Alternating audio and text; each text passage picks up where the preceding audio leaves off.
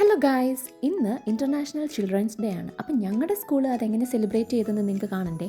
ഈ കാണുന്ന ഡെക്കറേഷൻസ് ഒക്കെ കഴിഞ്ഞ 2 ദിവസത്തെ ഞങ്ങളുടെ ടീച്ചേഴ്സിൻ്റെ ഹാർഡ് വർക്കാണ്. ഇവിടെ മോൾഡീവ്സിൽ ഇൻ്റർനാഷണൽ ചിൽഡ്രൻസ് ഡേ ആണ് നമ്മൾ സെലിബ്രേറ്റ് ചെയ്യുന്നത്. That is on May 10th.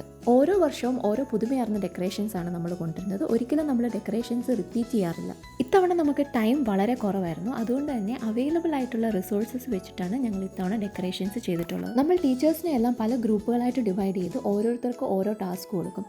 Gate, walk way, whole decoration, dinner, അങ്ങനെ ഓരോ ഗ്രൂപ്പിനും ഓരോ ടാസ്ക് ആയിരിക്കും. അതിൻ്റെയൊക്കെ ബിഹൈൻഡ് ദ സീൻസ് വീഡിയോ ഞാൻ വരുന്ന ദിവസങ്ങളിൽ അപ്ലോഡ് ചെയ്യുന്നതായിരിക്കും.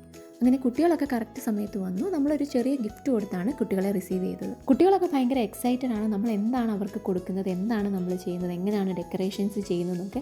നമ്മൾ ഈ ഡെക്കറേഷൻസ് ഒക്കെ തുടങ്ങുന്ന സമയത്ത് തന്നെ കുട്ടികൾ നമ്മുടെ അടുത്ത് ചോദിക്കും, ഇത്തവണ എന്താണ് നിങ്ങളുടെ പ്ലാന്, എങ്ങനെയാണ് നിങ്ങൾ ചെയ്യുന്നത് എന്നൊക്കെ. പക്ഷെ നമ്മൾ പറഞ്ഞു കൊടുക്കാറില്ല അവർക്ക്.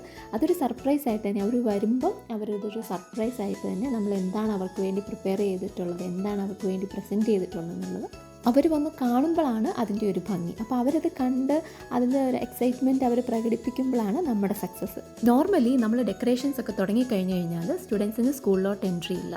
അവർ ഈ ഡെക്കറേഷൻസ് കാണുന്നത് ചിൽഡ്രൻസ് ഡേയുടെ അന്ന് നമ്മൾ അവരെ റിസീവ് ചെയ്യുമ്പോൾ. അങ്ങനെ നമ്മൾ ഗിഫ്റ്റൊക്കെ കൊടുത്ത് എല്ലാ കുട്ടികളെയും റിസീവ് ചെയ്തു. ഗിഫ്റ്റിന് ശേഷം നമുക്കൊരു അസംബ്ലിയാണുള്ളത്. അസംബ്ലിയിൽ ചെറിയ പ്രോഗ്രാംസ് ഒക്കെ ഉണ്ട്. സാധാരണ ദിവസങ്ങളിൽ സ്റ്റുഡൻസാണ് അസംബ്ലി ചെയ്യുന്നത്. എന്നാൽ ചിൽഡ്രൻസ് ഡേയിൽ ടീച്ചേഴ്സാണ് സ്റ്റുഡൻസിന് വേണ്ടി അസംബ്ലി കണ്ടക്ട് ചെയ്യുന്നത്. അപ്പം ഇനിയുള്ള വിശേഷങ്ങളൊക്കെ ഇനി വരുന്ന ദിവസങ്ങളിൽ ഓരോ വീഡിയോ ആയിട്ട് ഞാൻ അപ്ലോഡ് ചെയ്യാം.